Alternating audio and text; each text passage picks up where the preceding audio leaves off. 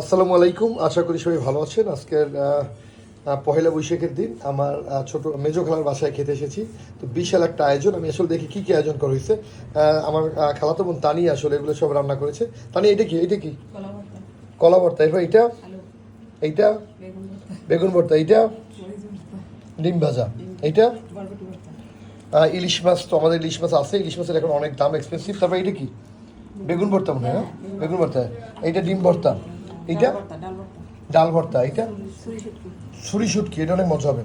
ফিন্নি আছে। তো এখানে কী কী এখন খাওয়া শুরু করছে সেই লোকগুলো একটু দেখি। প্রথম হচ্ছে ইয়েফি খান ইহান, এরপরে কে আমার ভাগ্নি, নাম বলো রীতি, এরপরে প্রিয়তা আছে, এরপরে আদিশা আছে আমার বোন, এটা আমার খালাতো বোন, এটা ললিপপ ভাগ্নি বলেন বিহঙ্গ, এরপরে এই অলস নিসর্গ।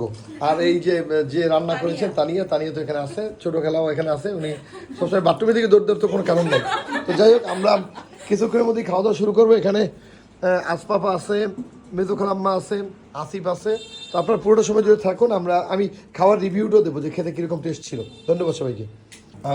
খাবারের শুট হবে পান্তা ভাত দিয়ে, অর্থাৎ পানি ভাত। পানি ভাত নেই, অল্প একটু। এটা কি ডিম ভাজা? হ্যাঁ, ডিম ভাজা নিয়ে নিলাম।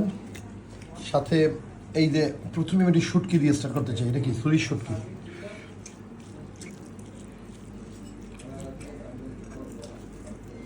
এত ভর্তা, এত খাবার, কিন্তু একদম কনফিউজিং।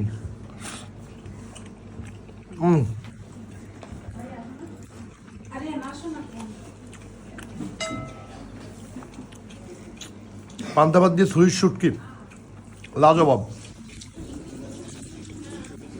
আসলে আমি একদম জগা খিচুড়ি বানিয়ে ফেলছি। দেখেন, সব ধরনের ভর্তা একসাথে মিক্স আপ করছি, একদম লাজবাব লাগতেছে।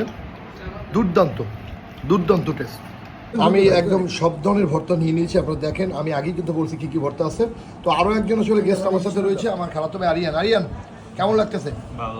ভালো মানে কীরকম ভালো? খুব ভালো না অল্প ভালো না বেশি ভালো? খুবই ভালো না? পান্তা ভাতের সাথে অনেক ভালো ভর্তা, সাথে আসিফ আছে। আসিফ কেমন?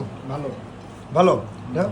আচ্ছা, যাই হোক, আসলে এই এতগুলো খাবারের একসাথে রিভিউ দেওয়াটা আসলেই খুব কঠিন একটা বিষয়। আমি আসলে ওভাবে বলতে চাই না, ওভারঅল একটা রিভিউ দিলাম। আমি খেতে লাজবাব। আপনারাও আসলে পহেলা বৈশাখে আমরা সবাই ট্রাই করি, আপনারাও ট্রাই করে দেখতে পারেন বাসায়। সবাই ভালো থাকেন, সুস্থ থাকেন এবং পহেলা বৈশাখটা সুন্দরভাবে উদযাপন করেন। আল্লাহ হাফেজ।